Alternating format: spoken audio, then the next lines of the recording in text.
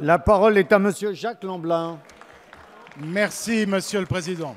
Monsieur le ministre de l'Intérieur, depuis des mois, un riche Algérien, Monsieur Nekaz, s'efforce de rendre inopérante la loi interdisant le port du voile intégral en France.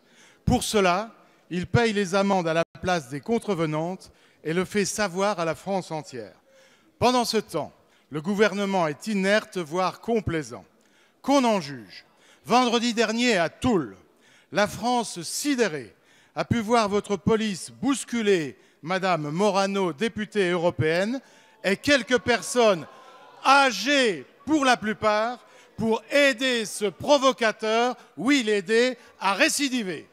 Pire encore, encouragé par cette victoire, bien décidé à vous narguer, M. Nekaz est venu hier à Cherbourg, c'est-à-dire au cœur de votre fief, M. Cazeneuve, pour y payer encore une fois une amende, toujours sous l'œil de la police. Cette nouvelle provocation est terrible, car elle est une gifle assénée publiquement au ministre de l'Intérieur. Elle est vécue comme une humiliation par tous les Français. Quel est le résultat de tout cela? Faute d'avoir utilisé avec fermeté les moyens que l'état d'urgence vous accordait, tels qu'assignation à résidence ou expulsion pour ce promoteur de la burqa, on voit aujourd'hui tout ce que la France compte d'islamistes ou de salafistes exultés, pendant que des millions de Français serrent les poings. Monsieur le ministre, vous ne pouvez tolérer cette situation plus longtemps, sous peine de voir un fossé se creuser et un face-à-face mortifère s'installer en France. Allez-vous, oui ou non, redonner toute sa force à cette loi? Ce serait l'honneur de la République, pour reprendre le propos de M. Capet. Merci. La parole est à Monsieur Bernard Cazeneuve, ministre de l'Intérieur.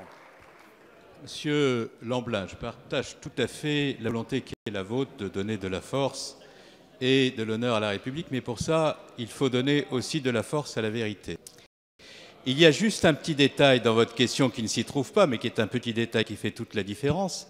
C'est que le jour où Mme Morano s'est interposée entre M. Nekaz et la Trésorerie, le Sénat a adopté, sur proposition de mon ministère, un amendement par lequel, désormais, la substitution à autrui pour le paiement des amendes devenait interdite. Ce que vous n'aviez pas fait et ce que j'ai fait avec mon ministère, précisément pour mettre fin à ce type de pratiques absolument inacceptables qui n'ont pas lieu d'être dans la République, parce que précisément dans la République, nul ne peut se substituer à quiconque doit payer une amende, ce qui était le cas jusqu'à présent et qui rendait cette loi inapplicable.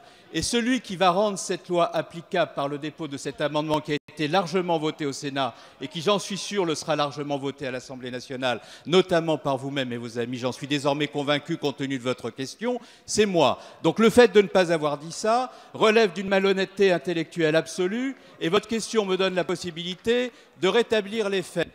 Quant à la fermeté vis-à-vis de tous ceux qui portent l'islamisme radical en France, je vais vous rappeler un certain nombre de choses extrêmement précises. Combien de mosquées avez-vous fermées lorsque vous étiez en situation de responsabilité? Zéro. Et ceux qui ont fermé des mosquées en utilisant l'état d'urgence et la loi parce qu'on y prônait des propos qui appelaient et provoquaient à la haine, c'est nous.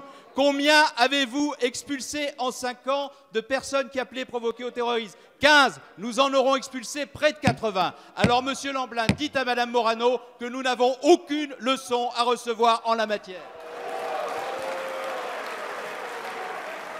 Merci.